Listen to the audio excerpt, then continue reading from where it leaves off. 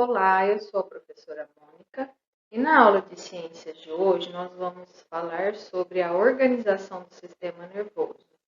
Mas antes vamos recordar o assunto da nossa aula anterior. Na nossa aula anterior falamos sobre as estruturas que formam o sistema nervoso. Então, os neurônios, por exemplo, são as células especializadas na condução do impulso nervoso. O impulso nervoso ele é uma mistura de fenômenos químicos e elétricos que envolvem alguns sais, que entram e saem das membranas dos neurônios graças a uma propriedade chamada de excitabilidade. Praticamente todas as células têm essa propriedade, mas algumas, como os neurônios e as células musculares, elas se especializaram em reagir e responder mais rapidamente a tais estímulos. A estrutura de um neurônio ela possibilita a transmissão desses impulsos nervosos. Ele apresenta expansões ramificadas nas extremidades, que são os axônios, e os dendritos e o núcleo, que se encontra no corpo celular.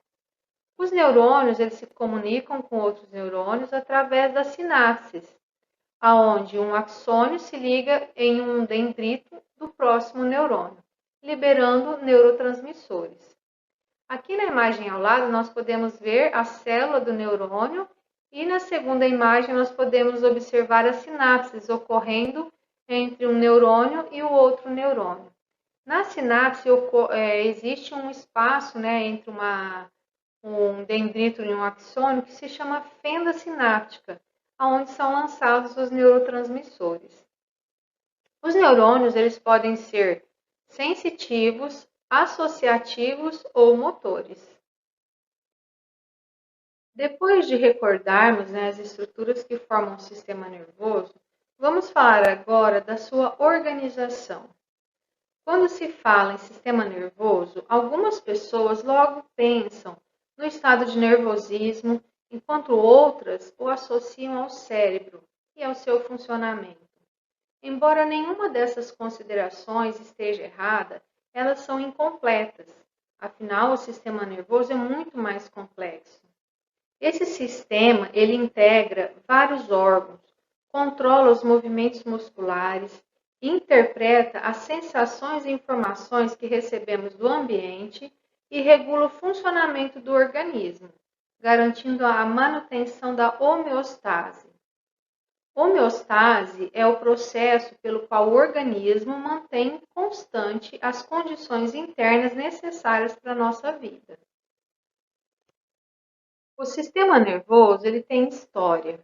A excitabilidade é uma propriedade que todas as células possuem, o que as torna capazes de alterar o seu estado de repouso quando são submetidas a estímulos eficientes. Algumas células especializadas são capazes de perceber e de responder a variações do ambiente, como o aumento de temperatura e luminosidade. Aqui na imagem ao lado nós temos um exemplo da euglena. Ela é um protista unicelular fotossintetizante, que percebe a presença de luz por meio de uma estrutura conhecida como estigma. A excitabilidade ela está presente até em organismos que não têm capacidade de se movimentar, como as plantas. Apesar de não parecer, as plantas respondem a diversos estímulos do ambiente. O girassol não tem esse nome à toa. Sua flor ela é capaz de se movimentar, ou seja, de girar, para aproveitar o máximo da luz do sol.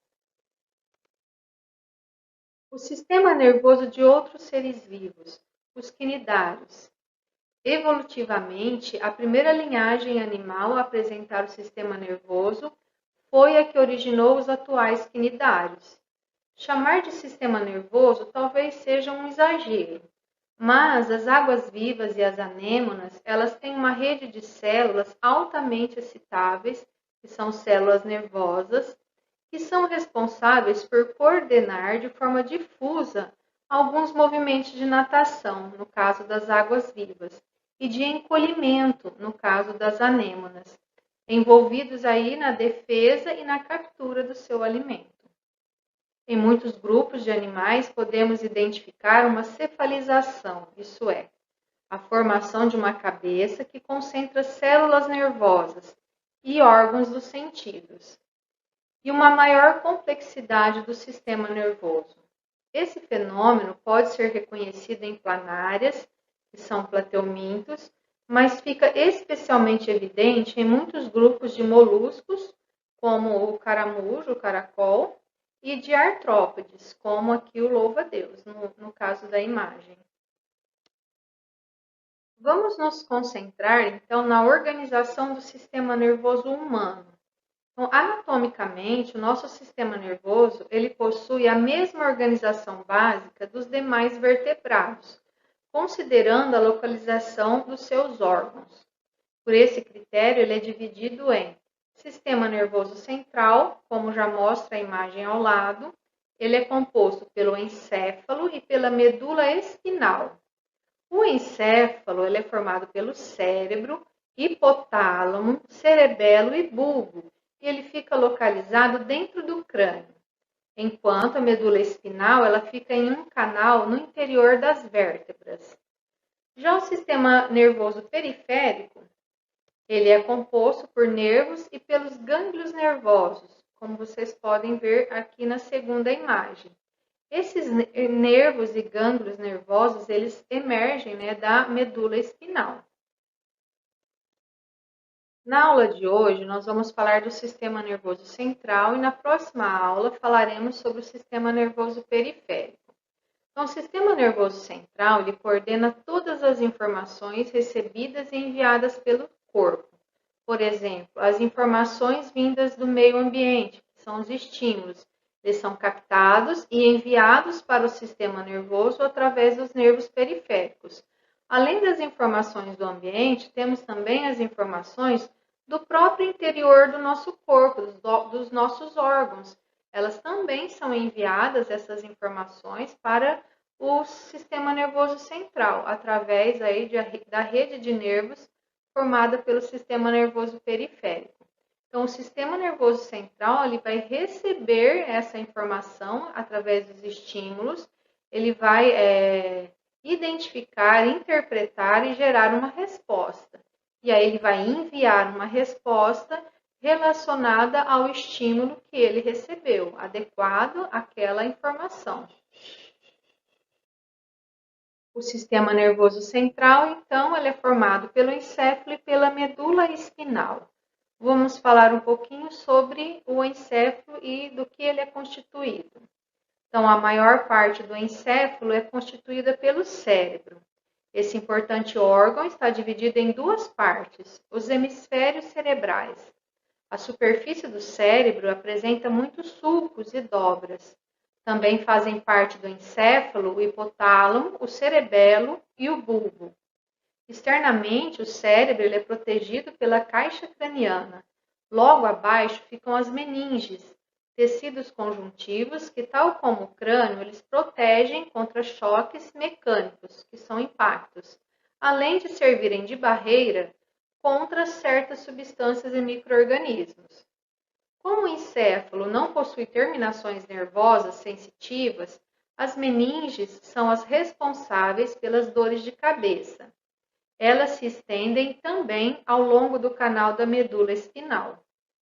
Entre essas camadas, bem como em câmaras internas no cérebro, interligadas por canais, circula o líquido cérebro-espinal, também chamado de líquido cefalorraquidiano, ou simplesmente líquor. Juntamente com o crânio e as meninges, o líquor é também uma proteção contra pancadas e, tal como as meninges, envolve todo o sistema nervoso central. Vamos falar um pouquinho sobre o cérebro. Então, o cérebro ele é responsável pela interpretação de nossos sentidos, pelo raciocínio, pela linguagem, pela memória e pelo controle voluntário dos músculos, entre muitas outras funções. A camada externa mais superficial, de cor cinzenta, ela é chamada de córtex, como vocês podem observar aqui na imagem ao lado. No córtex contém os corpos celulares e muitos neurônios, alguns de seus prolongamentos e também contém células responsáveis pela sustentação, manutenção e proteção do tecido nervoso, que são células chamadas de gliócitos ou células da glia. Acredita-se que no córtex cerebral fica retida a maior parte das informações referentes à memória, à atenção, à cognição, a pensamentos, consciência, entre outros. Parte interna, de aparência branca, ela é formada por axônios e dendritos desses corpos celulares e por mais gliócitos. A anatomia do cérebro. Ele pode ser dividido em dois hemisférios, o esquerdo e o direito, os quais estão ligados pelo corpo caloso, uma estrutura constituída por fibras mielínicas.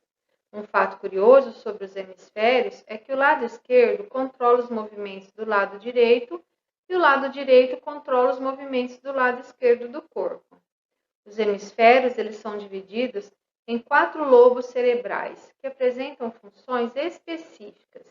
São eles o lobo frontal, temporal, parietal e occipital. Cada lobo recebe o nome de acordo com a localização em relação aos ossos do crânio. Como vocês podem olhar aqui suas localizações na imagem. O desenvolvimento do cérebro. As células nervosas se formam ainda na fase embrionária e o sistema nervoso como um todo fica pronto durante o desenvolvimento do embrião. Após o nascimento, vem a fase do acabamento. Acredita-se que durante os primeiros meses de vida do bebê, as conexões entre os neurônios, as sinapses, vão sendo estabelecidas a partir dos estímulos a ele apresentados. Os neurônios, eles têm então seus formatos e conexões estabelecidos através dessas experiências e serão únicos, não mais podendo ser substituídos. Não há um consenso sobre quando se atinge a maturidade neurológica, o estabelecimento da maioria das conexões entre os neurônios, mas as estimativas giram em torno de 2 a 4 anos de idade. Claro que isso depende também da qualidade e da quantidade dos estímulos dados à criança. Porém, pesquisas recentes têm apontado algumas evidências que indicam a formação de novas conexões, depois da suposta maturidade neurológica. Essas evidências são verificadas em alguns tipos de acidente, nos quais o cérebro parece se modificar, indicando que esse órgão pode ter certa plasticidade, isto é, certa capacidade de se reorganizar.